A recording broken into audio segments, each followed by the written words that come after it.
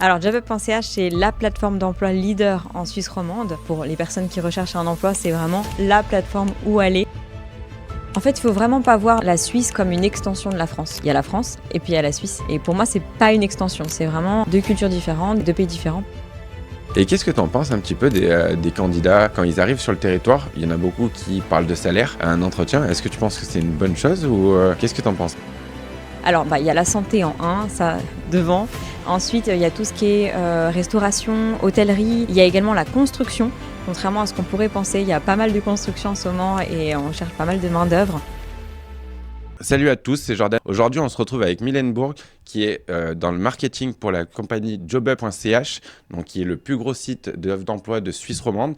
Elle va nous parler un petit peu de son entreprise, un petit peu qui elle est et qu'est-ce qu'elle fait dans son poste. Alors aujourd'hui, du moins, est-ce que tu peux nous dire un petit peu, du moins, qui tu es? Qu'est-ce que tu fais, du coup, chez jobup.ch? Oui, avec plaisir déjà. Merci beaucoup de m'avoir invitée. Je suis vraiment très contente d'être là. Un grand plaisir partagé. Ouais, Mylène Bourg.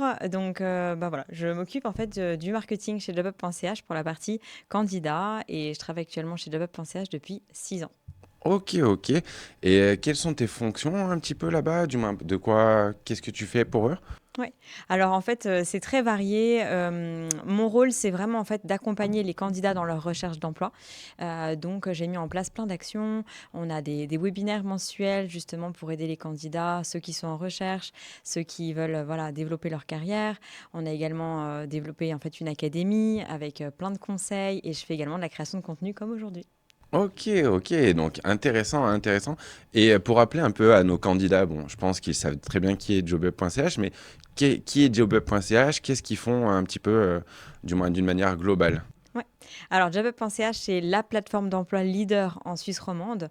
En fait, on a plus de 70 000 nouvelles offres d'emploi publiées tous les mois et on a 20 000 clients qui nous font confiance. Donc, c'est vraiment énorme. Et voilà, pour les personnes qui recherchent un emploi, c'est vraiment la plateforme où aller. Voilà, que vous cherchiez en fait un premier emploi ou que vous souhaitiez en fait changer de carrière, c'est vraiment la plateforme. Ok, ok, bah oui, en général, je pense qu'il y en a pas mal qui doivent connaître jobup.ch, mais c'est vrai que quand on arrive, quand on est nouvel arrivant, notamment comme beaucoup de l'audience, on cherche un emploi et en général, on tombe très très vite sur ce site-là. Alors, est-ce que tu pourrais nous parler un petit peu du marché de l'emploi en ce moment? Qu'est-ce qu'il en est un petit peu en Suisse romande? Oui, avec plaisir. Alors, c'est vrai que la Suisse, c'est quand même un marché qui est très actif sur le marché de l'emploi. Alors, effectivement, en ce moment, il y a quelques secteurs tertiaires qui sont un peu en difficulté. Mais voilà, c'est vrai que la Suisse, ça reste un pays qui est très dynamique par rapport à l'Europe. Et en fait, on voit qu'il y a quand même des secteurs qui sont plus en demande, on va dire plus pénuriques que d'autres, notamment le secteur de la santé. J'ai regardé hier les chiffres sur jobup.ch, il y a plus de 10 000 offres en fait, qui sont publiées actuellement. Ah ouais, Euh, 10 000 juste dans la santé. ouais, c'est énorme et c'est vraiment en fait un secteur qui est en pénurie. On a besoin de médecins, on a besoin d'infirmiers, infirmières. Donc voilà. Ok, et est-ce que tu pourrais dire peut-être un petit peu tous les secteurs qui recrutent, du moins les secteurs principaux qui recrutent beaucoup, Ouais. où il y a des opportunités? Ouais, exactement. Alors, il y a la santé en un, ça devant. Ensuite, il y a tout ce qui est restauration, hôtellerie, voilà, tous les hôtels, les restaurants, les bars, voilà, recherche de la main-d'œuvre.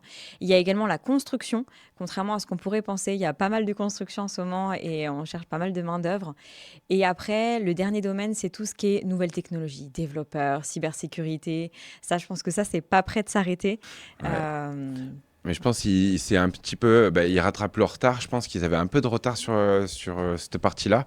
Et je crois qu'ils sont en train d'arriver, mais comme des fusées, la Suisse sur ce domaine. Ouais, en tout cas, si vous êtes développeur et que vous voulez vous installer en Suisse, il y a du travail. Donc vous pouvez entendre, le développeur, c'est un bon secteur d'activité. Et en plus, me semble-t-il, de par mes clients de conseil financier, que ça paye plutôt bien comme secteur d'activité. Ouais. Alors, d'une manière générale, pour toi, quelles sont les erreurs les plus courantes que les candidats font dans leur recherche d'emploi ou quand ils veulent travailler en Suisse? Ouais. Alors, je réfléchis. Je dirais que la première, alors c'est pas tellement une erreur, mais c'est plutôt un conseil, on va dire. Peut-être qu'ils sous-estiment en fait l'importance du CV. Le CV, c'est vraiment en fait le document qui est essentiel dans la candidature, donc c'est vraiment important d'y passer du temps. Il doit vraiment être joli, vous représenter. Donc c'est vraiment pour moi la carte pour décrocher les entretiens. Et souvent, c'est vrai que les job coachs, ben, quand vous arrivez chez un job coach et que il doit vous conseiller ou vous guider justement pour décrocher un emploi, la première chose qu'il va regarder, c'est le CV. Oui, directement. Mais ça, c'est vrai que les candidats, donc j'ai pu le remarquer aussi de par les accompagnements que j'ai pu faire, mais les candidats sous-estiment de très très loin leur CV. Ils ne Ouais, se rendent pas compte que c'est leur carte de visite. c'est ça. En fait, on connaît pas les candidats, donc c'est le seul moyen qu'on a de voir un peu le sérieux, le professionnalisme, la personnalité, les couleurs, le design. Donc c'est vraiment hyper important. Ok, ok. Et au niveau de la lettre de motivation, pour toi, elle est souvent exploitée en Suisse? Oui, encore, beaucoup, elle est demandée en fait, par, beaucoup de recruteurs encore et donc c'est vraiment pas à négliger. On commence à voir quelques entreprises qui ne demandent plus la lettre, mais ça reste encore une minorité donc je vous conseille vraiment, voilà, d'écrire une bonne lettre et qu'elle soit vraiment personnalisée par rapport au poste. Mhm. Les lettres génériques, c'est fini. Ouais, totalement, totalement. Et d'ailleurs, est-ce que tu penses que c'est cohérent, d'ailleurs, parce que moi, c'est ce que je peux faire pour mes candidats, mais est-ce que tu penses que c'est cohérent de garder une même charte graphique sur toutes les plateformes qu'on va utiliser pour notre démarche? Ouais, alors moi, j'avoue, personnellement, c'est ce que je fais, c'est-à-dire que j'ai utilisé la même charte graphique entre mon CV et ma lettre. Pour être même partager un petit secret, je remets même en fait tout le banc audio avec ma photo, mes contacts, et comme ça, bah, le recruteur, il a vraiment les deux documents et il voit que les deux documents sont associés. Et s'il en perd un, il peut toujours me recontacter. Pas mal la petite astuce. Moi, je fais ça aussi. Pas le bandeau. Bon, je remarque les coordonnées, Ouais, mais je le fais aussi sur le LinkedIn. Je essaie de garder encore la même cohérence. ouais. Et j'aime bien mettre le LinkedIn pour juste, même s'il n'utilise pas le candidat, juste au moins il va sur le CV, boum, il va sur le LinkedIn, il dit OK, bon, on est toujours sur la même ligne directrice. Exactement. Il faut que ce soit les mêmes couleurs et surtout les mêmes textes. Souvent, des fois, on voit c'est même pas les mêmes expériences, pas les mêmes textes. Il faut vraiment que ce soit bien cohérent. Et surtout, comme les recruteurs impriment plus trop les CV, hein, on peut aussi mettre un lien cliquable directement sur le profil LinkedIn. Comme ça, du PDF, on accède directement. Ça, c'est Un pas lien mal. cliquable sur le PDF? Ouais. OK, alors ça par contre je le fais pas. Très bonne astuce, très très bonne astuce en plus. Au niveau des soft skills pour les candidats, quels sont les plus demandés par les recruteurs? Alors, je dirais que la première, c'est vraiment la rigueur. C'est vrai que la Suisse a une réputation d'excellence. Quand on pense à la Suisse, on pense, à la finance, à l'ingénierie, à l'horlogerie et c'est vrai à l'international, en fait, la Suisse a une excellente réputation. On a cette réputation, voilà, d'être rigoureux, d'être fiable, de délivrer un travail de qualité et moi, c'est vraiment, ce que je ressens, en fait, en entreprise. On attend en fait des collaborateurs, des employés de délivrer un travail de qualité et voilà, qui soit impeccable. Ok, ok. Donc pour toi, la rigueur et un peu, du coup, le fait de la main-d'œuvre qualifiée, c'est vrai qu'on peut voir souvent, et c'est malheureux, j'ai pu le voir notamment des retours des agences d'intérim, mais on peut voir souvent qu'il y a eu un peu trop de main-d'œuvre non qualifiée qui arrivait juste pour prendre le salaire. Ouais, non, ça c'est non.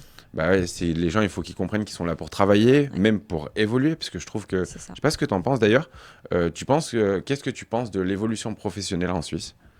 Bah, écoute, moi, je suis très satisfaite. En tout cas, chez Job Up je suis très heureuse. C'est vrai que c'est une entreprise, voilà, qui m'a permis d'énormément évoluer et je trouve que c'est un pays, en fait, qui laisse évoluer les gens et qui laisse évoluer les gens aussi en fonction de leurs compétences, de ce qu'ils ont envie de faire et c'est vrai qu'on a aussi, je trouve, une hiérarchie un peu plus plate et on a peut-être aussi, tendance à faire, plus confiance aux personnes, pas forcément en fonction de leur diplôme, mais aussi en fonction de leur personnalité et de leurs compétences et ça fait du bien. Ouais, je trouve aussi, je trouve qu'il y a quand même une possibilité, alors je vais pas dénigrer la France non plus, mais je trouve qu'il y a quand même une grande possibilité d'évolution Ouais. sur le territoire, ce qu'en France qui va être pour moi plus compliqué, les reconversions et les évolutions professionnelles. Mm. Je trouve ça beaucoup plus compliqué sur le territoire français. Ouais, puis c'est vrai qu'on est quand même maintenant dans des sociétés où il y a de plus en plus de reconversions professionnelles. Donc je pense qu'il faut être en plus, voilà, de plus en plus ouvert sur le sujet. Parce que c'est vrai que les personnes qui font toute leur carrière dans la même entreprise pendant 40 ans, ça c'est un peu terminé. Ok, Donc, ok. donc c'est chouette en tout cas d'être dans un pays qui valorise, Ouais, ça. qui valorise les reconversions, tout ça. Totalement, totalement. Et pour toi, au niveau des frontaliers, je sais qu'il y en a souvent qui arrivent, qui savent pas vraiment qu'est-ce qu'il faut. Est-ce qu'il faut parler l'anglais, l'allemand, le romanche peut-être même. Mais quelle langue tu recommanderais? Est-ce que tu penses que c'est obligatoire pour un candidat? Qu'est-ce que tu en penses? Alors, moi, de ce que je vois, je dirais que évidemment le français, ça, c'est obligatoire, en tout cas sur la Suisse romande, ça, il y a même pas à discuter. L'anglais, vraiment très important. Alors évidemment, ça dépend du type de poste que vous avez dans tous les, bureaux, dans tous les métiers tertiaires. Je dirais que l'anglais, c'est vraiment un indispensable et l'allemand, ou le suisse allemand, je dirais que c'est un atout. Pas forcément un indispensable. Évidemment, si vous l'avez, c'est beaucoup mieux, mais c'est pas un indispensable. Vous n'avez pas besoin de parler allemand ou suisse allemand pour être recruté. Ok, ok. Bah, je pense même que le suisse-allemand, je pense que si un candidat a le suisse-allemand, je pense qu'il aura quand même beaucoup plus d'opportunités. Juste parce que les Suisses, genre direct, on rentre dans une catégorie où tous les C'est anciens sûr. Suisses, et en général les pionniers des entreprises, ont quand même, aiment beaucoup. Mais c'est pas indispensable. Mais C'est-à-dire non. que si on l'a pas, on peut quand même trouver. Moi, Non. j'avoue, je parle pas allemand, je parle pas suisse allemand. Tu parles anglais? Et oui, oui, bien sûr. Ok. Et c'est vrai que du coup, l'anglais compense aussi le fait de ne pas parler allemand ou suisse allemand. Nous, c'est vrai que chez jobup.ch, bah, voilà, quand on veut parler avec la partie suisse alémanique, bah, on parle en anglais et ça passe très bien. Ok, ok. Donc ça compense. Donc tu recommanderais peut-être aux candidats d'aller prendre quelques cours s'ils n'avaient pas un minimum de niveau. Disons que si une personne a que le français, je lui conseillerais de prendre soit des cours d'allemand, suisse allemand ou d'anglais, mais au moins avoir l'un des deux. Ouais, c'est ce que bah, moi, c'est ce que je recommande aux candidats. C'est s'ils me disent je pars dans 6 mois, bah, prends des cours, inscris-toi sur Babel, mais commence à monter au moins un C'est niveau ça. minimal Ouais. pour arriver plus facilement. Bon, après, moi, je parle très peu anglais et ça a quand même matché, mais bon, j'ai dû apprendre sur le tas très rapidement parce que bah, tu as un client en face, tu lui dis bonjour, le mec il dit hello. Bon, ok, bon, comment on va faire maintenant? J'ai appris vraiment sur le tas, Ouais. sur le territoire suisse. Ouais. Pour revenir un petit peu sur les soft skills, est-ce que tu en aurais peut-être d'autres à recommander aux candidats? Oui, bien sûr. Alors, je dirais vraiment la collaboration et l'esprit d'équipe. C'est vraiment ce que je remarque. En fait, la Suisse, c'est vraiment un pays qui est petit, mais qui est multiculturel, en fait. Il y a plein de langues, il y a plein de cultures, il y a beaucoup d'étrangers également en Suisse. Donc, c'est important, en fait, que que les personnes en fait soient ouvertes aux différentes langues, aux différentes cultures. Des fois, même au sein du pays, par exemple entre la Suisse romande et la Suisse alémanique, on peut voir bah, voilà, qu'il y a des différences de langue, des différences de culture. Donc ça, c'est vraiment, je dirais, une valeur qui est fondamentale. Ok, ok. Bah déjà, ouais, l'intégration, arriver à s'intégrer dans les équipes. Et après, moi, ce que j'aime bien dire aussi souvent, alors je sais pas ce que tu en penses, mais essayer de dire aux candidats, ici on est en Suisse, on n'est plus en France, donc il faut surtout pas aller dire ah mais en France c'était comme ça. Je sais que j'ai eu quelques retours des candidats qui s'étaient amusés à dire ça, ou même des recruteurs qui me disaient non mais ici on est en Suisse, Mhm. c'est un pays à part entière qui ne veut pas ressembler C'est à la ça, France, c'est ça. et j'espère pas que ça ressemblera parce que sinon on serait pas parti ici, du moins. Et En fait, il faut vraiment pas voir la Suisse comme une extension de la France. Il y a la France et puis il y a la Suisse. Et pour moi, c'est pas une extension. C'est vraiment deux cultures différentes, deux pays différents, pardon. Et je pense que ça, il faut l'avoir aussi en tête. Ouais, totalement, totalement, totalement. Il faut arriver à se dire, bah, c'est pas la même chose, essayer de se former justement aux normes suisses, C'est à ça. leur manière de parler, 90, une thune. D'ailleurs, les petites choses qu'ils peuvent dire en Suisse qui sont subtiles, mais déjà, ça montre une preuve d'intégration sur le territoire. C'est ça. Pour toi, du coup, qu'est-ce que recherchent un petit peu les employeurs sur une lettre de motivation? Qu'est-ce que tu pourrais conseiller sur cette fameuse lettre? Alors, déjà, ce qui est très important en fait pour les lettres, c'est vraiment qu'elles soient personnalisées. Je l'ai déjà dit, je le répète. On arrête les lettres génériques. Je sais que ça prend moins de temps et que c'est plus facile, mais moi je conseille vraiment en fait limite, il vaut mieux faire moins de candidatures et qu'elles soient de qualité plutôt que bombarder toute la Suisse romande et vraiment que ce soit des lettres génériques et impersonnelles. Donc déjà, ce serait mon premier conseil. Et ensuite, pour la lettre de motivation, ce que je conseille, c'est d'utiliser le modèle AIDA. Je ne sais pas si tu connais. Alors si, j'en ai déjà parlé plusieurs fois, j'avais fait dans mes vidéos formation, mais justement, c'est le principe sur la rédaction, tu pourrais en dire un petit peu plus aux candidats? C'est ça. Bah, en fait, le modèle AIDA, donc AIDA, donc A pour attention, I pour intérêt, D comme désir et A comme action. Donc je vais vous réexpliquer, hein, là, c'est bon, là, je vous ai perdu. Attention, c'est en fait, donc A, attention, c'est vraiment l'idée, en fait, de faire le lien entre vous et l'entreprise. Ensuite, intérêt, c'est plutôt pourquoi votre parcours, pourquoi vos expériences. Désir, ce sera plutôt d'expliquer en fait pourquoi vous. Et puis action, c'est comment ils peuvent vous recontacter et pourquoi surtout ils devraient vous recontacter. Et je pense que déjà d'utiliser cette structure, moi ça m'aide beaucoup. Parce que c'est vrai qu'on se retrouve face à la page blanche et puis on se dit mais qu'est-ce que je vais bien raconter. Et le fait d'utiliser cette structure-là, ça donne en fait des idées justement pour quoi écrire et être sûr de rien oublier. Et pour ceux qui connaissent un petit peu, toi en plus qui est dans le marketing, pour ceux qui connaissent un petit peu, la première partie pour moi c'est Scroll Stopper. Donc c'est vraiment pour faire arrêter le recruteur dessus. Et la dernière partie c'est ce qu'on appelle le call to action. C'est pour justement inciter le recruteur. Moi j'aime bien mettre une petite phrase pour mes candidats, persuader que seul un entretien pourra vous convaincre de ma motivation. Ouais, oui, j'aime bien cette petite phrase. J'aime beaucoup cette petite phrase et elle marche bien. Elle marche plutôt bien en général. Mais oui, vraiment arriver à rédiger, partir sur une structure comme ça et surtout personnaliser toutes les candidatures. Et bien sûr, moi, je dirais aux candidats, et je ne sais pas ce que tu en penses, mais déjà, avant de postuler, revoir toutes les plateformes et après on commence parce qu'au final, beaucoup de candidats français se font, je ne vais pas dire blacklister, mais ils se font mettre de côté d'entrée parce qu'ils reprennent leur CV français, ils l'envoient comme ça. Et déjà, notamment, le point le plus important selon moi, et tu pourras me dire ce que tu en penses, mais déjà l'indicatif du pays. Parce que si le patron est suisse, avec une ligne suisse, il va tomber sur un Suisse qui a le même numéro si on n'a pas mis l'indicatif. Il y en a qui vont aller faire l'effort des recruteurs et qui vont appeler aussi en France en plus 33, mais je pense que l'effort devrait être plutôt aux candidats. Puis pour moi, c'est hyper important aussi d'avoir un numéro suisse qu'on met sur son CV, surtout quand on est en recherche d'emploi. Ok, donc toi tu recommandes aussi le numéro suisse. Quitte à en avoir deux pendant quelques temps, pendant la recherche. Ou en eSIM, je sais que maintenant ça se fait beaucoup en eSIM au moins en Switch. Mais voilà, donc bonne recommandation. Et acheter une petite puce eSIM ou une puce tout court suisse pour commencer vos démarches et ça montrera preuve d'intégration sur le territoire. Pour moi, c'est vraiment indispensable. Ça montre vraiment que vous êtes intégré et que vous êtes présent. Ouais, que vous n'êtes pas juste là pour aller chercher le salaire. Et qu'est-ce que tu en penses un petit peu des candidats quand ils arrivent sur le territoire? Il y en a beaucoup qui parlent de salaire à un entretien. Est-ce que tu penses que c'est une bonne chose ou qu'est-ce que tu en penserais de ce sujet? Alors, c'est vrai que le salaire, c'est vraiment une grosse question parce que ça peut être un peu tabou. Moi, j'avoue que je suis pour la simple et bonne raison, c'est que quand on cherche un travail, oui, en fait, on cherche des missions, un poste qui nous plaît, une bonne équipe, un boss qui est sympa. Évidemment, on ne va pas se mentir, il y a tout ça. Mais il y a également le salaire. Et j'ai vraiment une conviction forte de dire que si le salaire ne correspond pas du tout à la fourchette qui est attendue par le candidat ou par le recruteur, en fait, arrêtons de discuter. Ça ne sert à rien. S'il n'y a pas de match sur le salaire, mais sur tout le reste, il y a quand même peu de chances pour que le contrat soit signé.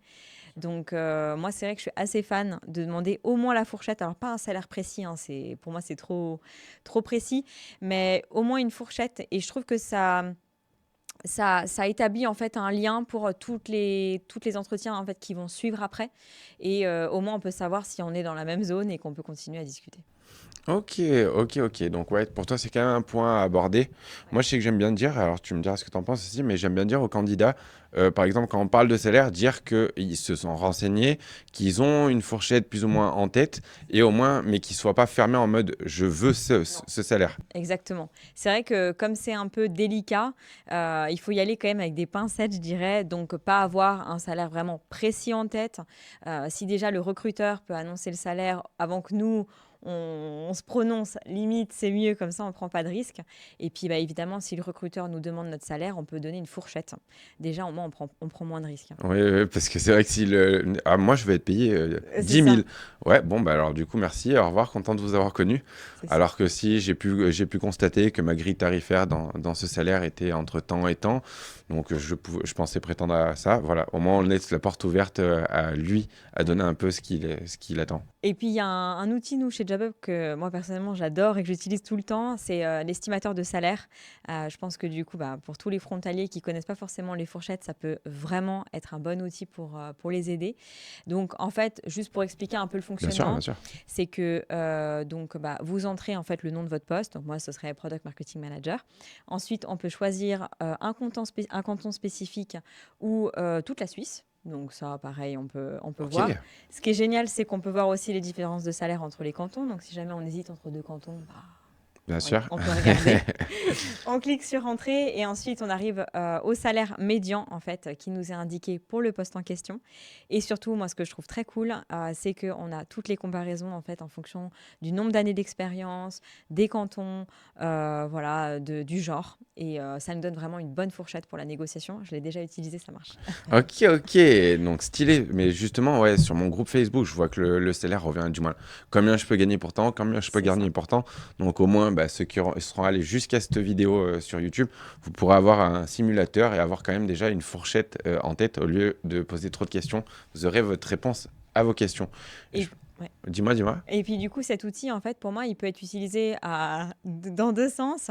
La première utilisation, c'est qu'on peut utiliser en fait quand on passe d'entretien, quand on cherche un travail, quand on arrive, on connaît pas du tout les fourchettes de prix, bam, on va sur l'estimateur et puis au moins on sait qu'on raconte pas de bêtises.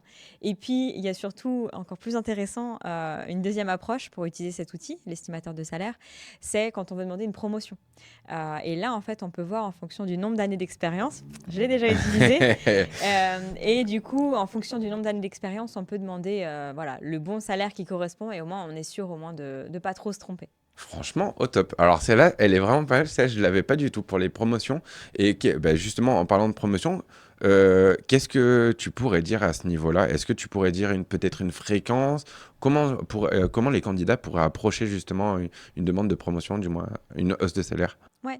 Alors, je dirais que la clé, c'est vraiment d'arriver préparé. On n'arrive pas en disant bonjour, je voudrais une promotion. Pour moi, ça marche pas comme ça. Il faut se mettre en fait à la place de la personne qui est en face. Pourquoi votre boss, votre entreprise, pourquoi il vous donnerait une promotion?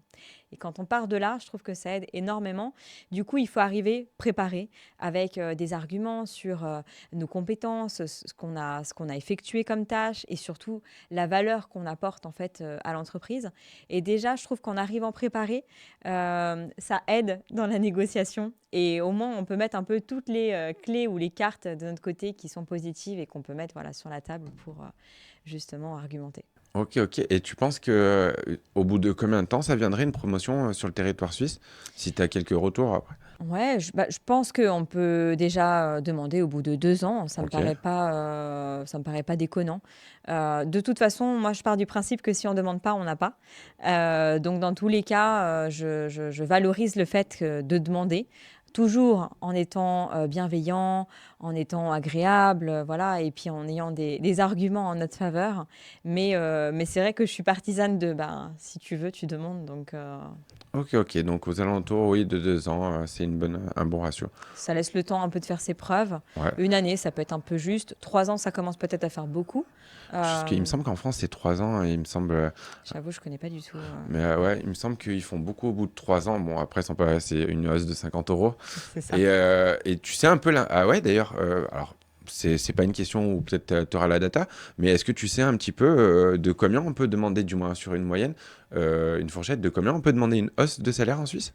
Alors, j'avoue pas du tout. Ok, Moi, j'avoue qu'à chaque fois que j'ai demandé des augmentations, j'ai pas donné de montant précis. ok. J'ai juste dit que voilà, j'apportais telle valeur, que j'étais intéressée pour évoluer. Et puis, c'est l'entreprise qui m'est venue en fait avec une proposition que j'ai acceptée. Et, j'ai jamais vraiment demandé Ouais, un pourcentage précis. Je trouvais que c'était quand même un peu délicat. Et ça met dans une position qui est un peu trop demandeur pour moi.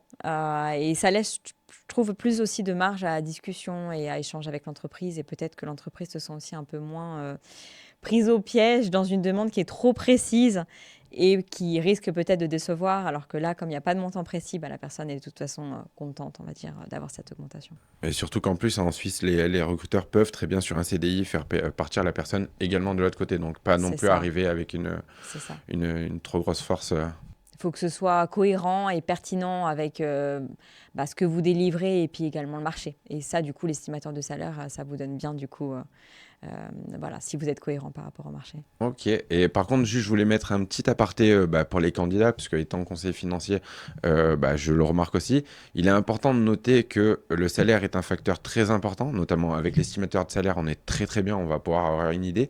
Le canton également, soit par les langues, soit par le montant du salaire. Par contre, faire attention, très attention à la fiscalité, Mhm. parce que la fiscalité n'est pas la même dans les cantons. Donc même si on peut être payé plus parfois, par exemple, admettons, on compare Genève à Neuch, du moins Neuchâtel. Si on compare Genève à Neuchâtel, Neuchâtel impose 2 fois plus. Je crois même qu'on est un poil au-dessus que Genève. Donc même si on avait un salaire plus haut, en réalité, là, il faut aller faire chercher de la vraie optimisation fiscale si on veut aller chercher ces impôts-là.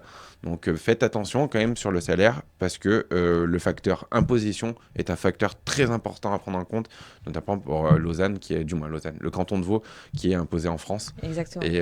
et qui a un petit peu moins d'optimisation que ce que je pourrais en retrouver en Suisse. Parce que en France, on peut aller optimiser, mais en Suisse, on peut aller chercher la totalité des impôts si on joue vraiment bien. Donc, j'ai des clients, ils récupèrent 22 000 d'impôts annuels. Waouh. Ouais, donc là, ça commence à faire des belles sommes. Ouais, c'est énorme. Mais après, j'en ai aussi qui, sur la CMU, payent 12 000 de CMU annuel. Ouais, Donc, il faut un petit peu se méfier. ça pique. Du coup, pour revenir un petit peu, parce qu'on a parlé de la lettre de motivation, pour revenir un petit peu sur le CV, est-ce qu'il y a des attentes spécifiques sur le CV à mettre en place? Est-ce que, par exemple, la photo est obligatoire ou pas? Qu'est-ce que tu en penses? Ouais.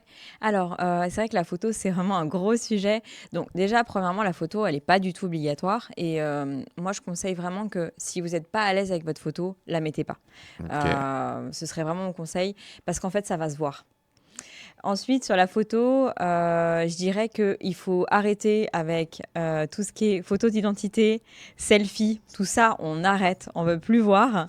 Donc, on veut voir une photo voilà, qui est professionnelle, avec des vêtements qui vont avec votre secteur d'activité, qui sont quand même plutôt professionnels. Et surtout, moi, le dernier conseil que je donnerais, c'est une photo souriante. En fait, ce qu'il faut savoir, et on avait fait le test au bureau, ce qu'il faut savoir, c'est qu'en fait, la personne ne vous connaît pas. Donc, comme elle ne vous connaît pas, elle va indirectement va vous juger sur votre photo puisque finalement elle n'a que ça. Donc comme elle a que ça, elle est obligée en fait. Et c'est vrai qu'on a fait le test. Si vous avez une photo où vous faites un peu la tête, vous êtes trop sérieux on va dire. Alors je dis pas qu'il faut non plus rigoler sur la photo, mais il y a un juste milieu. Du coup, on va pouvoir peut-être penser que vous n'êtes pas forcément aimable ou pas forcément très sympathique, alors que si vous souriez, tout de suite, ça va dégager en fait de la sympathie, de la joie, et ça va donner beaucoup plus envie en fait de vous contacter. Donc moi, je prône vraiment la photo sourire. Ok, ok, donc la photo sourire. Et moi, justement, pour rebondir un petit peu les photos selfies, j'en ai reçu des gens dans les voitures, Non. j'ai reçu un peu tout. Alors après, moi, j'ai une petite feinte, c'est que je détourne. Ouais. Je détourne, je mets un fond uni, et si par exemple la personne elle fait un selfie, j'agrandis assez pour que les épaules qui sont engagées ne soient plus dans le cadre. Et qu'au final, ça fait une photo qui passe, parce que c'est vrai que j'ai l'impression qu'il y a beaucoup de candidats qui n'ont pas forcément les moyens au début d'aller payer un shooting Non, photo pro. c'est sûr. Mais je trouve que déjà, même si quelqu'un vous prend en photo, on voit déjà moins au niveau des épaules que c'est un selfie, donc sans forcément aller vers des photos professionnelles. Et rien que déjà une photo qui est bien cadrée, où vous êtes souriant, avec un joli haut, prise par quelqu'un d'autre, déjà, ça fait déjà toute la différence. Peut-être une astuce, moi en tout cas, que j'utilise sur mon CV, j'avoue, je suis une grande fan de l'outil Canva, je ne sais pas si tu connais. Totalement. Voilà, et il y a aussi une version gratuite, hein, et en fait, sur Canva, j'ai détouré ma photo qui était avec un fond blanc et j'ai rajouté en fait un fond un peu flouté de bureau et je trouve que ça rajoute du punch à la photo et c'est vraiment hyper bien fait. Ouais, totalement. Pour moi, Canva, déjà, ça reste le meilleur outil. Alors, on entend tout ce qu'on veut sur LinkedIn. D'ailleurs, j'avais répondu à un commentaire la semaine dernière, justement, qui disait que ça passait pas les filtres ATS. Pourtant, je m'amuse avec ces filtres ATS. Du moins, moi, c'est mon jeu favori, jouer avec ces filtres.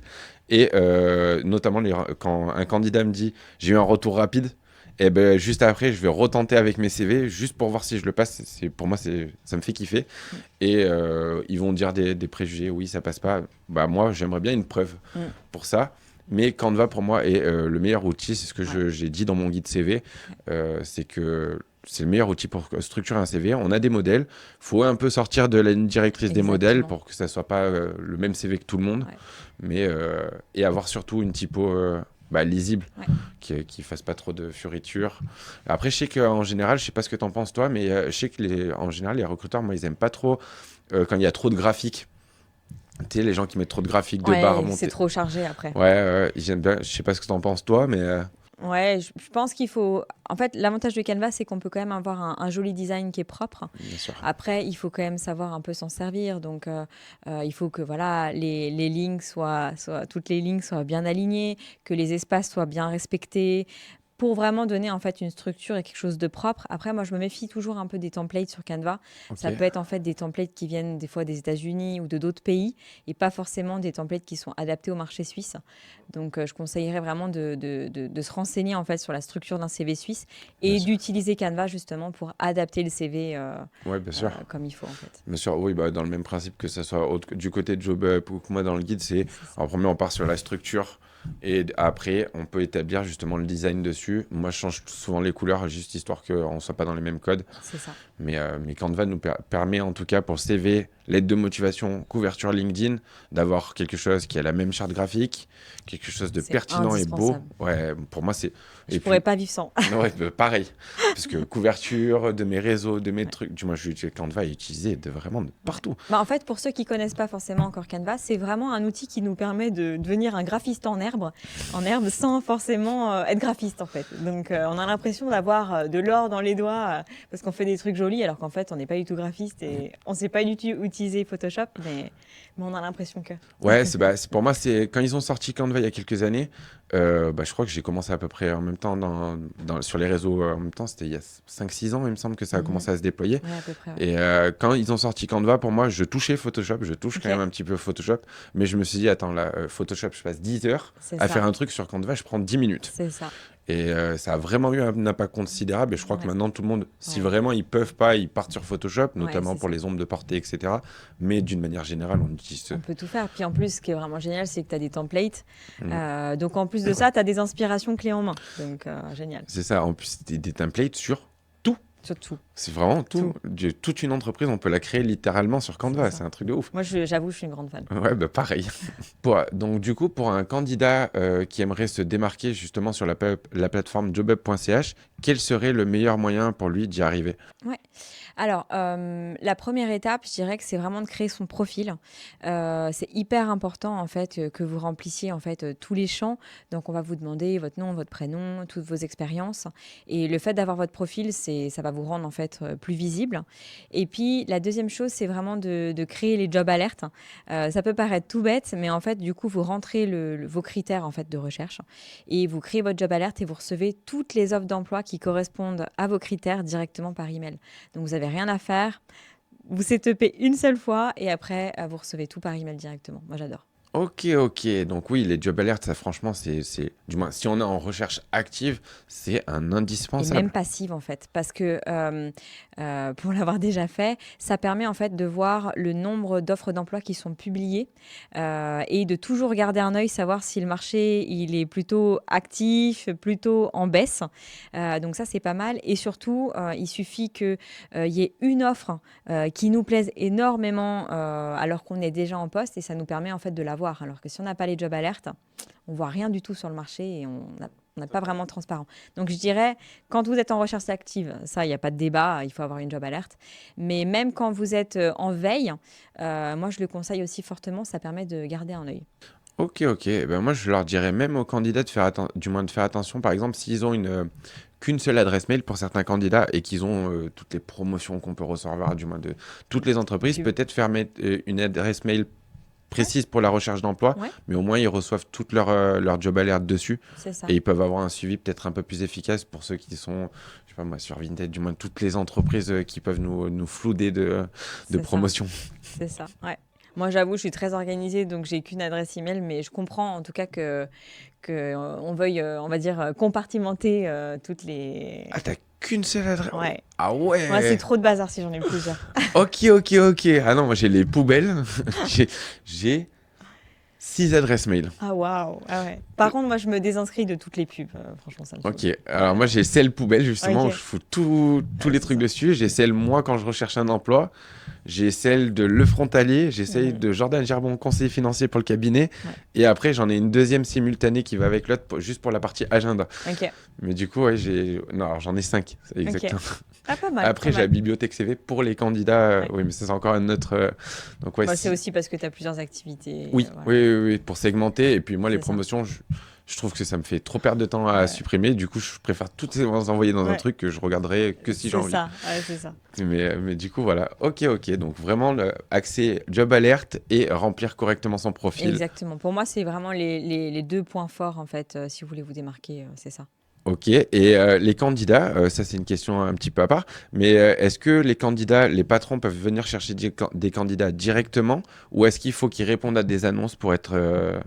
Alors non, effectivement, il faut répondre à une annonce. Ok, Voilà, donc en fait, juste la mécanique, c'est que le recruteur publie une annonce. ok. Ensuite, l'annonce est disponible à toutes les personnes qui ont justement paramétré une job alerte. Elle est disponible également en ligne quand vous cherchez directement les offres sur la plateforme. Et après, vous postulez directement à l'offre et votre postulation est envoyée justement au recruteur. Et ils doivent mettre des titres, est-ce qu'ils ont des choses spécifiques à rentrer pour justement postuler? Non, pas spécifiquement. Honnêtement, vous mettez vos documents de candidature, CV et lettre de motivation et ça va très bien. Ok, ok, Ouais, ok. c'est vraiment très simple. Ok, ok. Bah alors, au moins vous avez le process pour y aller directement dessus.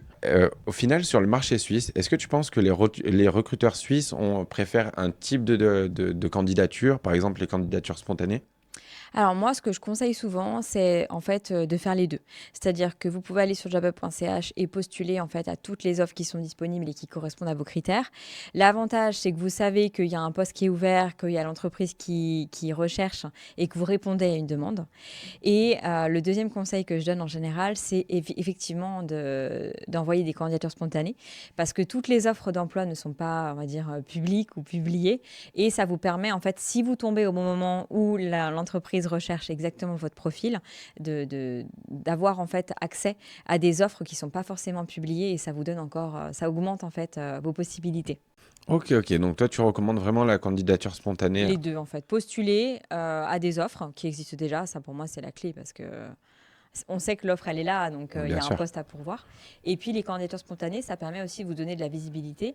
Et si jamais il y a une offre qui n'est pas publiée et qui correspond, au moins, vous savez que vous êtes au bon endroit. Donc peut-être aller faire un petit tour sur jobup.ch, regarder les entreprises et par exemple, même Exactement. si une grosse entreprise qui pourra avoir besoin de ce type de profil, aller chercher le mail de l'entreprise et les contacter du coup. Ouais, alors par contre, petit bémol, je trouve quand même que les petites entreprises regardent plus les candidatures spontanées que les grosses. On sait très bien en fait que les grosses entreprises elles reçoivent des centaines de candidatures à chaque fois qu'elles publient une offre. Les petites entreprises un peu moins, donc je pense qu'elles auront aussi tendance à plus avoir le temps de lire les candidatures spontanées que les très grosses entreprises, comme voilà, très grosses. Ouais, bien sûr, bien sûr. Et en plus, moi-même, comme je disais, pour les classes ouvrières, ce que j'avais pu échanger, mais pour les classes ouvrières, je vais leur recommander souvent. Alors, ça peut paraître flou, mais en tout cas, dans les métiers, on va dire un peu physiques, C'est ça. bah, je sais que ça passe bien. On postule en ligne. Si on n'est pas loin du territoire, essayer de se démarquer en venant en physique. Ouais, Parce que bah, c'est vrai qu'en ligne, ils vont être 1000 à candidater. c'est ça. Les RH, du moins RH, ceux qui gèrent l'admin, ils en peuvent plus. Alors que si on s'est pointé le lendemain en physique, on dit en plus qu'on a postulé en ligne la veille, direct on se démarque Ça fait la différence, ouais, effectivement. ça va leur permettre de donner un peu plus. Par contre, c'est vrai que dans les grandes entreprises, je suis pas sûr qu'on va aller dans une grande PME, aller toquer à la porte. Bonjour, c'est moi. C'est ça, exactement. C'est pour ça les candidatures spontanées, pour moi, c'est vraiment important. Mais voilà, faut peut-être aussi un peu cibler. Puis surtout, il faut faire attention qu'elles soient bien personnalisées. Comme on l'a dit tout à l'heure, on va pas faire des candidatures spontanées génériques, ça c'est non. Donc, je pense que c'est important vraiment de sélectionner les meilleures entreprises pour nous, en fait, qui correspondent vraiment à nos critères ou à ce qu'on a envie, et d'arriver avec un dossier qui est vraiment personnalisé, qui fait le lien entre l'entreprise et nous. Si par exemple, je sais pas moi, on est fan de rugby, j'ai n'importe quoi, ou de hockey, et que du coup l'entreprise sponsor ce type de sport, bah, ça fait directement le lien. Alors, je donne cet exemple, ça peut être un autre, mais c'est bien de trouver en fait les liens qu'il y a entre l'entreprise et le candidat, et surtout personnalisé à fond. Et pour toi, tu penses qu'au bout de combien de temps un candidat peut repostuler à la même entreprise pour ne pas faire du flou, mais d'un côté pour qu'il retente, parce que peut-être que c'était pas le moment propice pour une candidature. Honnêtement, moi, je conseillerais que s'il y a vraiment une offre qui correspond à nos critères, pourquoi pas postuler? On n'a pas grand-chose à perdre. De toute façon, peut-être que notre profil a peut-être même pas été vraiment lu, ou peut-être qu'ils s'en souviennent pas. Je trouve dommage en fait de se fixer un temps précis, par exemple 3 mois, s'il y a une offre qui correspond à nos critères et qu'on a envie de postuler. Moi, j'irais. Ok. Et pour du spontané, peut-être? Spontané, je dirais peut-être une fois tous les 6 mois. Une fois tous les 6 mois? Ok, Ouais, ok, ok. Ah, j'aurais dit peut-être un poil moins, je me ok, serais positionné sur du 3 mois. Bon, après, il n'y a pas ok. de science exacte. Ouais, non, c'est sûr, il n'y a pas de Mais science j'aurais exacte. dit peut-être un peu. Moi, j'aurais dit tous les 3 mois, du moins si c'est une grande entreprise, parce que bah, je me dis qu'avec les milliers de CV qui brassent, ils ont complètement oublié l'existence du Ouais, candidat. peut-être, ouais. Ouais. Mais oui, donc pas trop en candidature spontanée. Par contre, s'il y a des opportunités d'emploi, ne pas Ouais, hésiter. moi j'irais. Ok, ok, ok. Quel conseil tu pourrais donner à des candidats qui vont avoir leur premier entretien d'embauche? Ouais. Alors, pour moi, la clé, je suis désolée, je vais le répéter, mais c'est préparation, préparation et préparation. Il y a trop de candidats qui arrivent aux entretiens et qui ne sont pas préparés. Et je reste entièrement convaincue que si on se prépare bien et que on reste authentique et nous-mêmes, il n'y a pas de raison que ça fonctionne pas. Et si ça fonctionne pas, bah, c'est que c'était pas un bon match. Et du coup, c'est OK et on trouvera quelque chose qui nous correspond mieux. Ok, Donc du coup, pour se préparer, euh, la première clé, je dirais que c'est vraiment de se renseigner sur l'entreprise. Maintenant, à l'heure du digital, c'est facile. Vous pouvez aller voir les posts sur LinkedIn pour voir les actualités de l'entreprise, le site internet. Il y a tellement de choses, tous les réseaux sociaux, il y a tellement de choses qui peuvent nous aider justement à se renseigner sur l'entreprise que c'est très facile. Tout est en ligne maintenant. bien sûr. Donc voilà, se renseigner sur l'entreprise. Après, si on connaît les personnes qui vont être présentes le jour de l'entretien, moi je dirais aussi se renseigner sur les interlocuteurs qu'on va avoir en face, quel type de poste ils vont avoir. Pareil, qu'est-ce qu'il y a sur Internet, sur les réseaux, par exemple sur eux. Moi j'aime bien, j'avoue, regarder le parcours de la personne, voir si on peut pas trouver un lien, toujours cette histoire de lien à trouver, ou même aller sur Instagram, voir si la personne fait du sport, même sport que nous. Enfin, voilà, moi j'adore faire ça. Ça permet en fait de créer des liens et d'arriver vraiment préparé. Ok, ok. Donc oui, la préparation au maximum en amont. Et au niveau d'un entretien, tu penses qu'ils doivent l'aborder de quelle manière? Alors, il y a quelque chose en fait qu'on dit souvent, qui est assez marquant, c'est que les candidats en fait savent pas forcément se présenter. C'est vrai que quand on se présente, je sais pas moi, à des amis, ou c'est beaucoup plus facile. Et souvent, quand on arrive en entretien, on sait même plus en fait qu'est-ce qu'on doit dire, qu'est-ce qu'on doit pas dire. Finalement, qu'est-ce qui est pertinent pour la personne en face pour un travail. Donc du coup, je sais pas si tu connais, il y a le pitch. Qu'on recommande avec la structure passé, présent, futur. Donc le pitch, en fait, ça doit durer 1 à 3 minutes. Moins de une, c'est quand même très court. Plus de 3, on s'endort. Et du coup, vous pouvez faire à peu près 1 minute par temps. Donc passé, présent, futur. Passé, vous pouvez dire, bah voilà, un peu votre parcours, vos expériences, vos compétences, qu'est-ce que vous avez acquis par le passé. Présent, ça va être plutôt quel poste vous occupez aujourd'hui? Est-ce que vous êtes au chômage? Est-ce que vous êtes en poste? Et quelles sont vos attentes? Qu'est-ce que vous recherchez? Et futur, ça va être plutôt de voir comment le poste auquel vous postulez va justement en fait s'intégrer par rapport à vos ambitions, par rapport à votre carrière, pour que vraiment la personne, elle voit directement en 3 minutes votre vue d'ensemble et que votre présentation soit vraiment parfaite. Et vraiment, il faut s'entraîner pour ça. Ok, ok. Donc moi-même, j'avais pu parler, j'en ai parlé quelques fois sur les réseaux, mais je pense qu'il peut être intéressant pour les candidats, du moins qui ont le temps, de faire la technique du stylo. Donc Ok, nous, je connais pas. nous c'est très souvent utilisé, bah, notamment pour les créateurs de contenu, Ok, pour l'art oratoire, ou sinon par exemple dans le théâtre, du moins beaucoup de métiers où il faut parler, mettre un stylo justement dans sa bouche et dire un petit peu notre profil, donc Ok. en repartant sur le même principe, mais aller dire un petit peu nos compétences, qu'est-ce qu'on fait, passé, présent, futur, mais avec un stylo dans la bouche. Au moins, le jour de l'entretien, déjà, on a appris à le dire d'une certaine manière, on va avoir beaucoup plus de simplicité au niveau de l'art oratoire et de convaincre le recruteur. On regarde pas le stylo pendant l'entretien? Non, non. Et alors, celui-là, ça serait peut-être embêtant, ou sinon, on prend un stylo de l'entreprise. Ouais, et encore. Non, je suis pas sûr, mais oui, je pense que ça peut les aider peut-être à mieux articuler Ouais. au moment voulu. Et justement, je pense, après tu pourras me dire ce que tu en penses, mais un recruteur, c'est juste ni plus ni moins, du moins on pourrait baser ça sur du marketing, mais c'est une personne qui a du besoin. C'est ça. Et la seule question qui va se poser pour moi, c'est comment le candidat va répondre à mon besoin et est-ce que je vais perdre du temps à le former ou est-ce que je vais perdre de l'argent à investir C'est sur ça. lui et il part au bout d'un mois parce qu'en fait il fait pas le taf. Ouais, c'est ça. C'est vraiment en fait de montrer. Enfin, je trouve qu'en fait, quand on est candidat, il faut vraiment se mettre dans la peau du recruteur, de se dire, mais en fait, le recruteur, c'est pas du tout le méchant, c'est juste quelqu'un qui a un poste à pourvoir, qui a un besoin, qui a besoin d'aide sur des missions. Et en fait, le rôle du candidat, ça va vraiment être d'expliquer au recruteur la valeur ajoutée qu'il va pouvoir apporter à l'entreprise et comment finalement il va pouvoir aider la vie professionnelle du recruteur. Ok, ok, donc très bon conseil, très très bon conseil. Et appliquez-les, parce que c'est bien de les écouter en vidéo, c'est bien d'écouter tous les conseils qu'on a à dire, mais réellement, la seule chose qui compte, c'est de passer à l'action. Parce que c'est vrai qu'écouter une vidéo, on peut écouter ça pendant qu'on fait la vaisselle ou je sais pas, mais il va falloir agir réellement si on veut augmenter ses chances d'opportunité sur le territoire. Ouais. Pour toi, où c'est qu'il faudrait postuler? Est-ce qu'il faudrait postuler à Genève, dans le canton de Vaud? Du moins, qu'est-ce que tu pourrais dire un petit peu sur les différents cantons? Et est-ce qu'il y a vraiment que des opportunités sur Genève? Ouais, alors non, pas du tout. C'est vrai qu'en Suisse romande, il y a plein de cantons différents et je vous invite vraiment, en fait, à vraiment regarder tous les cantons. C'est vrai que les personnes, les étrangers, en fait, ils ont tendance à venir sur Genève parce que voilà, c'est le plus connu, le jet d'eau, tout ça. Mais vraiment, je mets un point d'honneur, il n'y a vraiment pas que le canton de Genève. Il y a notamment le canton de Vaud. Je me suis amusée à regarder un peu les chiffres hier, justement, pour savoir le nombre d'offres d'emploi qui étaient publiées Genève, Vaud. Ok. Et pour la petite histoire, à aujourd'hui, hier, on avait plus d'offres d'emploi publiées sur Vaud que sur Genève. Donc, Ok, comme quoi, on a beaucoup de candidats qui se focusent que sur Genève, totalement. alors que pas du tout, en fait. Et puis surtout, c'est des cantons qui sont magnifiques, qui ont une richesse culturelle. Donc, ne vous arrêtez pas à Genève.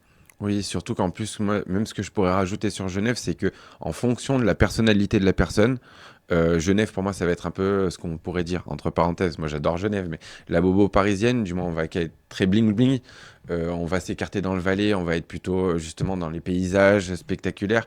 Donc, je pense que c'est. Et puis, souvent, quand on part dans le Valais, déjà, on passe sur du résident, parce Mhm. que les loyers valent pas si cher là-bas. Ouais. J'ai un ami qui a acheté une maison dans le Valais, il a payé 370 000 francs. Ok, ouais, Donc, c'est pas pas cher. grand-chose comparé Ouais, à ce qu'on peut retrouver en Haute-Savoie.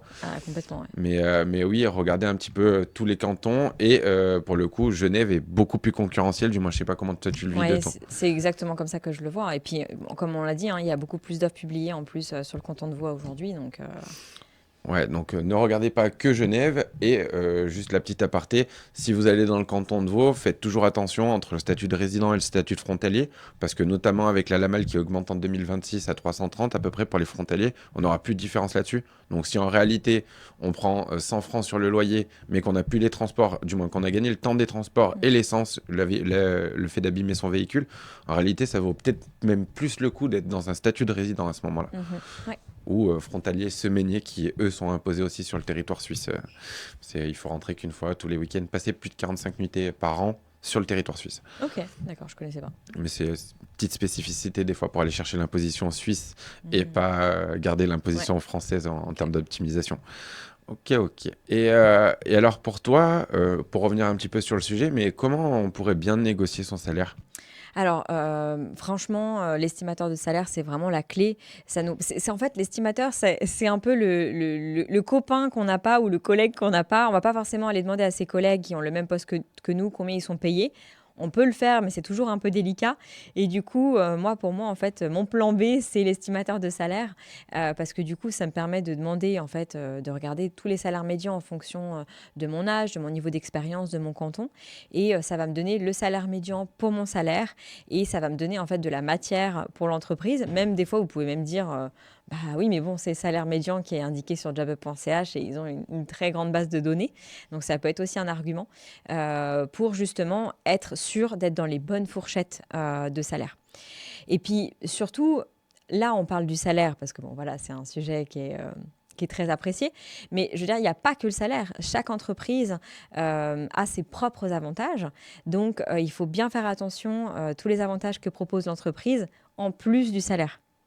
Je sais pas moi, tu as par exemple le nombre de semaines de congé, le nombre de jours de télétravail, ou même est-ce que le télétravail est accordé, la LPP, voilà, tout ça. Ok, ok. Même ouais, pour revenir un petit peu sur la partie LPP, c'est déjà la loi prévoyance professionnelle. On peut avoir plusieurs types différents. Donc il y a la minimum obligatoire. D'ailleurs, ça a été refusé les votations parce qu'ils voulaient changer le minimum, Ok. mais ça a été refusé. Mais il y a le minimum obligatoire, donc qui est de 25 à 34 ans, c'est 7%, 3,5 l'employeur, 3,5 l'employé. De 35 à 44, c'est 10%, 5,5. De 45 à 54, c'est 15%. Et de 55 à 65, c'est 18%. Mais par exemple, ce qu'on peut savoir, c'est que l'employeur a le droit de mettre plus que nous. Mais nous n'avons pas le droit de payer plus que l'employeur. Et par exemple, je vais prendre un cas concret que j'ai eu comme client. Le client a postulé, donc l'employeur demandait au client de mettre un peu plus de 25 ans, il lui demandait de mettre 5%. Ok. L'employeur mettait 15%. Ok. Donc là, on se retrouve avec des candidats, s'ils vont jusqu'à 55 ans, Mhm. avec un demi-million à déplacer quand on vient placer justement Ok. ces montants-là. Donc, alors que quelqu'un qui aura une couverture minimale au Mhm. niveau de la loi prévoyance professionnelle, et ben à ce moment-là, lui, il aura que 100 ou 150 000 à Ouais. déplacer. Ah, la différence, elle est énorme. Ouais, donc là, déjà, juste sur ce point-là, sachant qu'en plus, il y a le petit plan LEP qui permet d'aller acheter sa résidence principale ou la création d'entreprise en réseau individuel sur le territoire suisse. Donc, on va pouvoir débloquer ses fonds Ok, pour aller génial. acheter sa résidence. Donc, faites attention, les congés payés, comme elle a dit, faites attention au Télétravail aussi. ouais, télétravail, oui, carrément, ça peut être un point très important. Également, ce que je pourrais spécifier, notamment parce que dernière cliente que j'ai eu en accompagnement avec ça, faites attention aux clauses qu'il y a dans un contrat. D'ailleurs, peut-être que tu pourras dire, toi pour toi. Alors moi, je faisais ça à l'époque dans la classe ouvrière, je signais de suite mes contrats. Toi pour toi, comment tu signerais le jour même le contrat? Tu le récupères? Comment tu peaufinerais là-dessus? Ouais, alors moi je trouve que maintenant aujourd'hui les contrats ils sont quand même envoyés par email. Je Ok. trouve rare, en tout cas moi je suis dans le secteur tertiaire, Mm. donc moi de ce que j'ai vu à chaque fois le contrat a été envoyé par email et j'essaye toujours de le renvoyer dans les premières 24 heures. Je trouve que plus que 24 heures c'est un peu long le signer en une heure ça fait un peu j'ai pas trop regardé puis j'ai signé directement et je trouve que ça peut montrer que vous n'êtes pas assez professionnel peut-être, ça peut donner une mauvaise image. Alors, c'est tout bête parce qu'un contrat qui fait 5 pages, en une heure, il est lu. Mais je trouve que c'est toujours bien de regarder un peu quand est-ce qu'on envoie sa réponse. Mais je trouve que 24 heures, 48 heures grand maximum, c'est vraiment montrer du respect en fait pour l'employeur et surtout sa motivation. Bien sûr, bien sûr. Et moi-même, je leur dirais, par exemple, nous, souvent, dans la classe ouvrière à l'époque, ils le donnaient, on signait, mais en Ouais, général, nous, du moins, c'est des métiers, on retrouve facilement, on repart facilement, donc on s'en fout c'est quasiment ça. des clauses. Mais je spécifierais bien, parce que j'ai eu le cas d'une cliente à moi qui avait une clause d'exclusivité sur un contrat modulaire. Donc faites attention. Si vous avez une clause d'exclusivité, vous ne pouvez pas travailler ailleurs, à moins de demander à l'employeur. Donc là, il faut le demander avant de signer. Ouais. Mais si vous avez un contrat modulaire, vous n'avez pas de minimum d'horaire mensuel. Donc s'il veut, l'employeur, il met 1 heure le mois prochain. Et la candidate, elle fait qu'1 heure, mais elle n'a pas le droit de travailler en intérim à côté pour aller combler les Ok, trous. ouais. Et là, elle pourrait se retrouver dans une position délicate de ne pas pouvoir travailler, mais de ne pas avoir de salaire non plus. Ce qui peut être contraignant. Ça arrive à une de mes clientes. Donc faites attention à ces clauses avant de signer. Pour moi, le contrat, si on vous le donne au format papier, c'est soit on vous laisse 1 heure le temps de le lire dans la pièce, Ouais. soit vous le ramenez chez vous, vous le ramenez le lendemain quand vous revenez dans l'exercice de vos fonctions. Mais en tout cas, vous lisez bien toutes les clauses avant, clause de concurrence, clause de confidentialité et clause d'exclusivité, Ouais. qui peuvent être assez contraignantes suivant les employeurs. Alors, pour parler un petit peu plus des opportunités d'emploi, comment les candidats peuvent vérifier la qualité des opportunités d'emploi sur jobup.ch? Ouais. Alors, en fait, les candidats, ils ont la possibilité de signaler une annonce s'ils voient que, par exemple, il y a un problème ou que voilà, ça va pas du tout. Et ça, en fait, on a une équipe après dédiée qui, justement, en fait, responsable de regarder les signalements, qui regarde en fait toutes les offres d'emploi qui ont été signalées et qui supprime celles qui pourraient poser problème. Et c'est vrai que chez jobup.ch, on a vraiment à cœur en fait de fournir en fait une expérience avec de la confiance et de qualité, que ce soit à nos candidats ou à nos recruteurs. Donc voilà, on est hyper vigilant et attentif là-dessus. Mais en fait, c'est des choses qui arrivent pas très souvent, malgré ce qu'on pourrait croire, parce que chez jobup.ch, en fait, ce qui fait notre force, c'est que les entreprises ont des conseillers attitrés, justement, en fait, qui sont des spécialistes de l'emploi et qui, justement, conseillent en fait les entreprises sur les bonnes pratiques, sur les types d'annonces en fait qu'ils doivent publier. Et du coup, c'est vrai que les conseillers en fait qui sont attitrés aux entreprises ont l'habitude, ils connaissent leurs clients, ils savent un peu quand est-ce qu'ils publient leurs besoins. Et du coup, on a très peu de problèmes en fait sur nos annonces parce qu'il y a une relation de confiance entre jobup.ch et puis les recruteurs.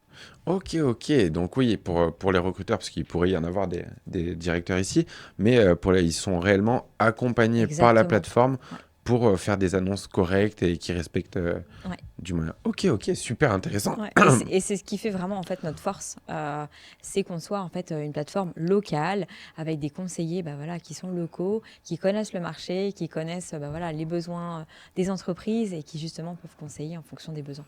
Ouais, pour optimiser au maximum le match entre candidats et... Exactement. Ouais, Parce qu'en fait, c'est ça notre mission finalement. Notre mission, c'est juste de faire rencontrer des candidats avec des recruteurs et qu'il y a un match justement. Et, euh, et pour toi, du coup, quelles sont les meilleures pratiques pour les candidats pour trouver un emploi? Alors finalement, si on devait faire un peu un résumé de tout ça, je dirais donc, comme on a dit tout à l'heure, la première étape, c'est d'avoir un bon CV. Ça, c'est vraiment primordial. De se préparer pour les entretiens, de bien se préparer, de paramétrer, d'activer en fait les job alertes pour recevoir justement toutes les offres d'emploi qui viennent d'être publiées et qui correspondent à vos critères. Ensuite, ce serait d'être présent sur LinkedIn, d'avoir un profil et surtout en fait d'être actif, de publier pour montrer en fait son expertise. Vous pouvez également participer à des événements de réseautage. Il y en a énormément dans Suisse romande et ça vous permet de rencontrer du monde et puis voilà, vous faire votre réseau aussi avec LinkedIn. Et puis surtout, finalement, c'est d'être bien préparé. Et quand on est bien préparé, on a un CV qui est nickel, on est prêt pour ces entretiens. Notre profil LinkedIn, il correspond justement au CV et il n'y a pas de raison que ça ne fonctionne pas. Ok, ok. Et pour la partie networking, pour toi, qu'est-ce que tu en penses? Tu penses que c'est indispensable? Ouais, pour moi, c'est indispensable. En fait, la Suisse, c'est un grand pays, mais c'est quand même un petit pays. Et finalement, c'est important de construire son réseau. En Suisse romande, on a l'impression qu'on connaît toujours quelqu'un qui connaît quelqu'un qui connaît quelqu'un. Donc, oui, quand on veut chercher un job, je dirais qu'il faut postuler aux offres qui sont publiées parce qu'on sait qu'elles sont là. Candidature spontanée parce qu'on peut aller prendre une offre qui n'était pas forcément publique. Et puis, il y a aussi le réseau à pas négliger. Peut-être que quelqu'un connaît quelqu'un qui cherche exactement votre profil. Et le réseau, pour moi, c'est vraiment un travail de fond qu'on doit faire qui va servir en fait pendant toute votre carrière. Donc, c'est hyper important. Ouais, je pense que c'est un élément qui est quand même sous-exploité, Ouais, mais en réalité, bah, alors déjà pour moi, la Suisse c'est relativement petit, parce qu'on se connaît tous. Bon, en tout cas c'est pour la ça. Suisse romande, mais Ouais, indirectement, bah, déjà la première fois qu'on s'est rencontrés, ouais. j'avais démarché en ligne, et au final, on s'est rencontrés dans une soirée de networking Exactement. Et immobilier comme on savait pas, qu'on savait pas du tout. Donc comme quoi, on peut rencontrer plus ou moins tout le monde c'est dans ça. des soirées. Ouais. Donc oui, c'est un point indéniable. Et puis, je pense que le réseau, c'est la plus grosse force qu'on peut avoir sur du long terme Ouais. pour avoir des opportunités. Ouais, Peut-être pas pour les puis nouveaux arrivants, c'est un peu plus dur, mais oui. en tout cas sur la carrière professionnelle Ouais. complète. En tout cas, c'est un point qui est assez négligé et je trouve que c'est quelque chose qui devrait être travaillé en tout cas un peu tous les ans et sur le long terme et pas juste quand on cherche un travail. Ça, non. Ouais, bien sûr. Et en plus, il y a des trucs, il y a des événements un peu spéciaux, je crois. À Palexpo, il y a la Chambre des métiers. Mm. Il y a deux, trois événements déjà comme ça, en Ouais. plus des événements annexes. Ouais, il y a pas mal d'événements de réseautage. Il faut juste s'abonner aux bonnes alertes, on va dire. Ça, je crois, c'est la soirée des réseauteurs. Il me semble qu'il y a quelque chose comme ça aussi, où pas mal d'agences d'intérim, ils sont dans mon Puis réseau. après, il y a aussi des événements par secteur d'activité Oui, que du coup, je connais pas parce que moi, je suis dans le marketing. mais Mais après, par secteur d'activité, vous c'est avez également les propres événements c'est de vrai. réseautage. C'est Ça, vrai c'est que j'ai. encore mieux, je trouve, Ouais, parce que ouais, là c'est plus au moins, pertinent. ouais, On c'est perd ça, moins de temps, mais bon, c'est si ça, un candidat il est en zone frontalière et qu'il a démarché la journée, autant qu'il fasse un maximum de rencontres parce que c'est on ça. n'est qu'à un pas de ce premier.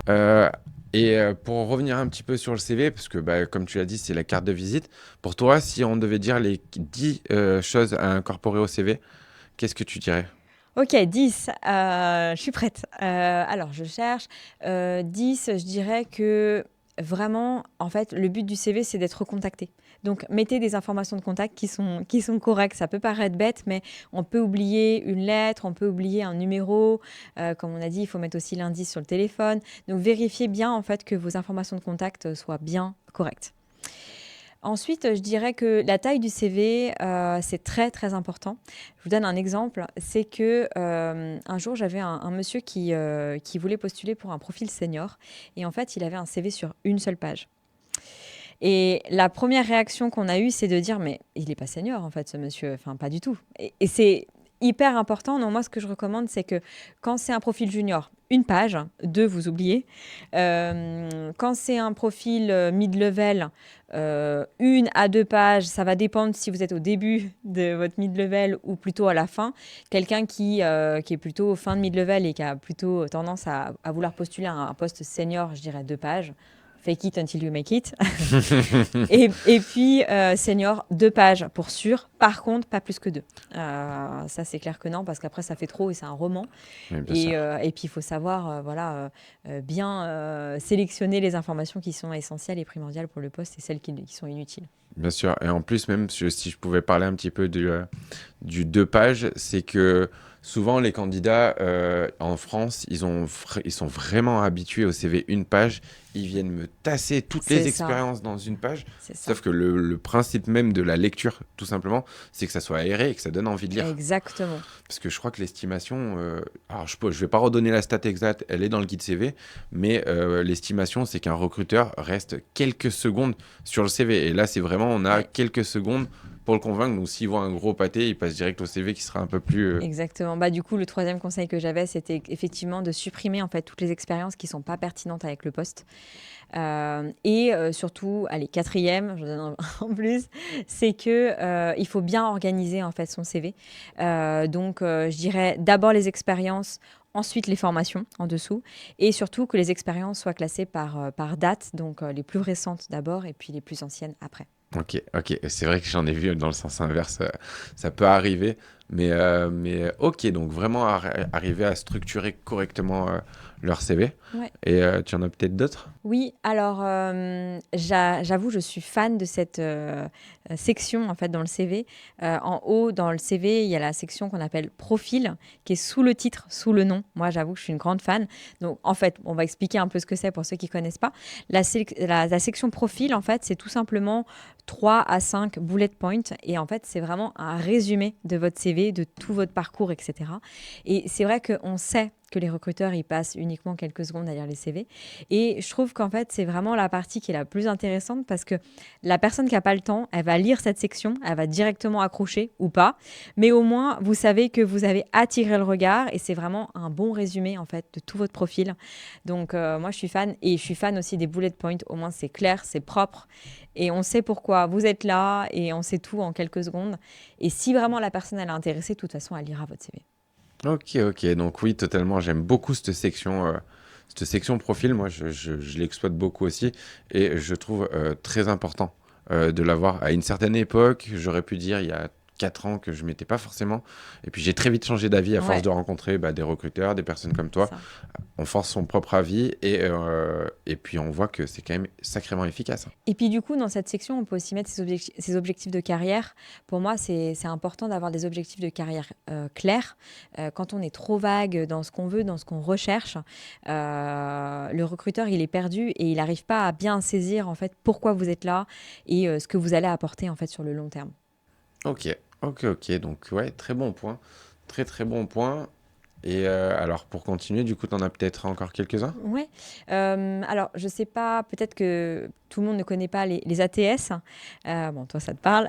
Un ATS, c'est un système de gestion des candidatures. En fait, ça peut être un outil qui est utilisé par les recruteurs justement pour filtrer les CV. Alors, attention, on parle souvent des ATS. C'est vraiment les très grosses entreprises qui utilisent ATS. Les PME, les petites en général, n'en ont pas. Donc voilà, il faut juste remettre le sujet quand même en termes de proportion. Du coup, ce serait en fait de faire attention aux mots-clés du coup qui sont utilisés dans le CV pour mettre.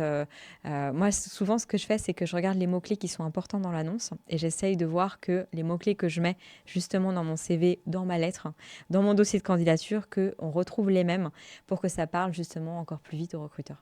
Alors moi, je sais que j'aime bien aussi de prendre l'annonce, d'en prendre plusieurs, les envoyer sur GPT pour aller me Ouais, sortir tous les mots-clés instantanément de manière rapide. Et après, je m'aide justement pour les euros incorporés dans le CV. Notamment, je pense le point le plus important, c'est le titre. Que les systèmes ATS, c'est un peu comme le SEO sur YouTube, du c'est moins le ça. SEO sur YouTube ou Ouais, sur Google. Et c'est plus c'est haut dedans, plus ça va avoir de puissance et plus on va être sur la fin de la deuxième page, c'est ça. moins ça va avoir de puissance et d'impact. C'est ça. Et notamment, ce qui peut faire attention, je ne sais pas ce que tu en penses aussi, mais c'est qu'il peut y avoir des mots-clés obligatoires. Donc, par exemple, minimum d'anglais. Mhm. Et à ce moment-là, d'avoir pris 3 cours en ligne et de marquer niveau A2, bah, Ouais, ça suffit à passer ce filtre. ouais. Alors que si on n'a pas pris 3 cours et qu'on met pas de langue, bah, on est direct en corbeille. Ouais, et puis c'est vrai qu'en Suisse, les langues, c'est très important. Donc, Ouais, ouais, grave. Mais pour ceux qui connaissent pas du tout les systèmes ATS, il y a une petite vidéo sur YouTube de l'Université de Genève qui en avait parlé justement, que j'ai mis dans mes différents groupes, etc., qui parle des systèmes ATS, qui parle d'une petite proportion un peu sur les multinationales, du mhm. moins les grosses entreprises Exactement. qui ont, et ça peut donner déjà quelques informations. Elles ne durent pas très très longtemps, il suffit de taper sur YouTube Université de Genève ATS, système ATS, et vous aurez la réponse pour avoir quelques explications. Pour revenir un petit peu donc sur le CV, tu as peut-être encore quelques autres informations à nous donner? Ouais, bah, comme on l'a dit tout à l'heure, en fait, le but du CV, c'est vraiment en fait de montrer notre valeur ajoutée aux recruteurs. Donc, quelque chose que j'adore faire, c'est pas uniquement de mettre les tâches qu'on a réalisées dans nos précédents postes, mais c'est aussi de mettre en fait des réalisations concrètes et peut-être chiffrées. Par exemple, moi, sur mon CV, il y aurait un CV classique qui aurait marqué Mylène organise des webinaires, par exemple. Et puis, réalisation concrète, il y aurait marqué Mylène organisé plus de 12 webinaires par an. C'est juste pour donner un exemple concret. Je trouve que ça parle mieux, c'est plus vivant et surtout, en fait, de mettre des chiffres, ça augmente votre valeur ajoutée. Donc, alors, ce qui peut être problématique, c'est quand on a des plus vieilles expériences et qu'on ne sait plus les chiffres, ça peut arriver, mais on peut toujours les valoriser avec d'autres choses. Mais c'est vrai que de rajouter des résultats et un peu de la preuve, c'est un peu une preuve Social proof. Exactement. Je trouve que ça aide pas mal. En tout cas, moi, j'adore. Ouais, ouais, je pense que c'est une très très bonne idée. Et puis même dans ces petites listes à puces qu'ils peuvent mettre des fois sous les expériences, il faut bien réfléchir à en quoi ce qu'on va mettre va répondre aux besoins, du moins en quoi notre C'est ça. expérience peut répondre aux besoins du recruteur. Je pense que c'est le lien parfait. Et si on chiffre la jackpot, mais en quoi, quand il va lire cette phrase, il va se dire, ok, c'est exactement ce que j'ai besoin, c'est le profil que je veux recruter. Ouais, puis ça peut faire la différence, donc c'est toujours intéressant.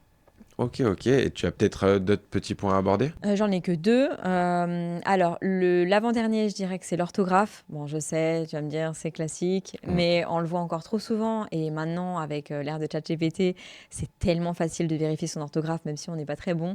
Donc, franchement, il n'y a plus d'excuses pour l'orthographe. Totalement. Et puis le dernier, ce serait d'envoyer votre CV au format PDF, pas de Word, parce qu'en fait, sur votre ordinateur, ça va paraître, le document, il va être super, il va être nickel. Et puis en fait, quand vous allez l'envoyer, bon déjà, ça fait pas très pro de l'envoyer au format Word. Et puis surtout, en fonction de l'ordinateur sur lequel vous l'ouvrez, ou même sur mobile, il y a des choses qui peuvent bouger. Et en fait, vous avez passé du temps, par exemple sur Canva ou sur Word, justement à ce que votre CV soit nickel. Et puis en fait, il y a tout qui casse parce que la personne qui l'a ouvert n'est pas sur le même device. Et vraiment, le format PDF, au moins, c'est propre et ça fait pro. Et surtout, un bon nom de fichier. Il faut que le fichier soit avec Totalement. un bon nom très clair. CV, Mylène Bourg, simple. Pas essai 2, 3, 4 ou je sais pas quoi. Ça, non. On fait J'ai- quelque chose de clair et comme ça, si le recruteur il veut le retrouver, en plus, c'est très simple pour lui. Oui, bah oui, oui, oui, totalement, oui. C'est vrai que j'ai vu un peu de tout passer aussi sur les noms des trucs. Et puis même, faites attention quand vous envoyez des postulations, parce que ça, j'avais eu un retour d'un recruteur, ça m'a fait, du moins, ça l'avait fait rire aussi. Mais quand vous envoyez des postulations, faites attention aux documents que vous envoyez.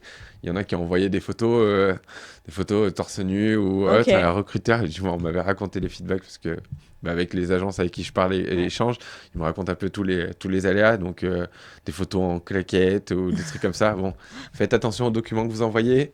Bah justement, en les nommant correctement, déjà, vous les retrouvez, mettez-les bien dans un petit dossier rangé. C'est quand même pratique et c'est facile à dégainer au moment voulu. Pas envoyer la mauvaise lettre de motivation au Oh mauvais là là. recruteur. Là, je Alors, suis très motivée pour travailler chez vous, mais en fait, c'est pas du tout la bonne entreprise. alors là, je pense que ça pourrait être le strike du siècle, hein. Ouais, là, c'est pas mal ça, là Ouais, aussi. c'est vrai que Sur Canva, faut sélectionner la bonne page que tu télécharges. Ah oui, de ouf, de ouf. On va bientôt arriver là, sur la fin de cette interview, mais pour revenir un petit peu sur l'entretien, est-ce que tu auras un conseil, peut-être une hiérarchie à avoir pour les entretiens d'embauche? Bon, comme on l'a dit tout à l'heure, quand on va à un entretien, on y va préparer. Le mieux, c'est en fait quand vous vous préparez, c'est de préparer limite les exemples un peu concrets qu'on va citer lors de l'entretien qui peuvent justement prouver sa valeur ajoutée pour l'entreprise. Et il y a une méthode que j'utilise pas mal. Je ne sais pas si tu connais, c'est la méthode STAR. Donc la méthode STAR, c'est situation, tâche, action et résultat. Donc, par exemple, je vais essayer de prendre un exemple concret. S'il y a eu, je ne sais pas moi, un conflit au travail et que vous voulez mettre en avant ce conflit parce que vous avez super bien géré et que pendant l'entretien, c'est vraiment valorisant de le mettre. Vous utilisez la méthode STAR. Donc, par exemple, je vais essayer de trouver un exemple. Donc, situation, bah voilà, il y a eu un conflit avec telle personne parce qu'il s'est passé ça. Ensuite, T comme tâche. Donc là, vous allez dire, bah voilà, mon rôle, ce qu'on m'a demandé, ça a été de solutionner ce problème. Donc là, vous rappelez en fait quel était votre rôle dans ce scénario. Action, du coup, c'est vraiment en fait ce que vous avez mis en place pour résoudre le problème. J'ai fait ci, j'ai fait ça pour arriver justement à la solution finale. Et puis après, bah, vient le résultat. Donc le problème a été solutionné. Et je trouve qu'en fait, cette méthode STAR, elle aide vraiment pour présenter en fait des exemples concrets qu'on a eu dans le passé. Et ça permet de bien structurer et d'être sûr que la personne en face va bien comprendre. Ok, ok. Donc, ouais, pour les candidats, bah, moi j'en avais déjà parlé également dans ma partie formation, tout ça, mais très important, si vous n'avez pas de structure, que vous ne savez pas trop vers où aller, utilisez cette méthode, renseignez-vous. Il doit y avoir plein de vidéos sur Internet également, mais renseignez-vous bien correctement, parce que ça permet d'être préparé et d'avoir déjà une base initiale pour travailler C'est ça. par la suite, à moins que vous soyez vraiment déjà expert des entretiens. Et à ce moment-là, bon, bah, vous avez déjà votre trame, je dirais, en tête. C'est ça. Euh, alors, petite question, du coup, pour toi, est-ce que la Suisse recrute des frontaliers à l'heure actuelle, du moins sur le territoire? Qu'est-ce que tu en penses? Bah oui, bien sûr. De toute façon, il y a pas mal de postes à pourvoir en Suisse. Donc, que vous soyez frontalier ou résident, vous avez toutes vos chances. Peut-être qu'effectivement, en étant résident, c'est peut-être aussi un peu plus simple parce qu'il y a cette confiance peut-être supplémentaire qui est Bien là. sûr.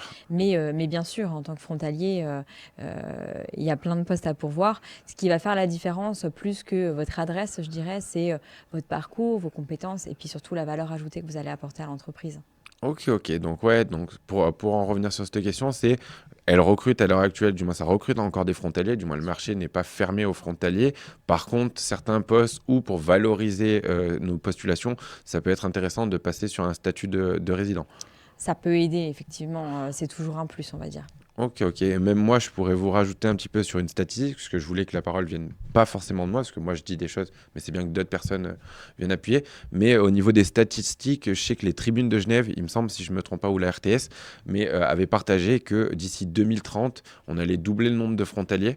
Donc là, ils parlaient principalement, il me semble, du canton de Genève, mais on allait doubler le nombre de frontaliers de par le vieillissement de la population suisse, parce que les Suisses font très peu d'enfants. On est à 1,25 enfants par couple, donc ils sont en dégressif et on est sur un très gros, nous on le voit dans la partie retraite, mais on est sur un gros vieillissement de la population, donc notamment le premier pilier de la retraite qui est l'équivalent de la retraite française.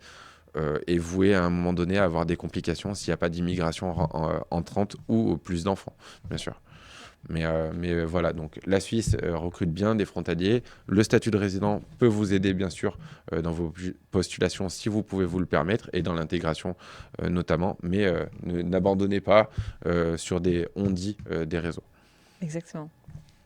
Donc pour finir un petit peu cette interview, parce qu'on arrive à la fin, est-ce que tu pourrais donner tes recommandations, ton message de Mylène et de jobup.ch pour conclure cette interview correctement? Ouais, alors avec plaisir. Déjà, c'était un plaisir de pouvoir échanger avec toi aujourd'hui. Plaisir partagé. Et puis, oui, alors je dirais qu'il faut être curieux quand on est en recherche d'emploi. Il faut être curieux sur le marché, sur les spécificités locales, sur le réseautage. Donc vraiment, la curiosité, ça va être la clé.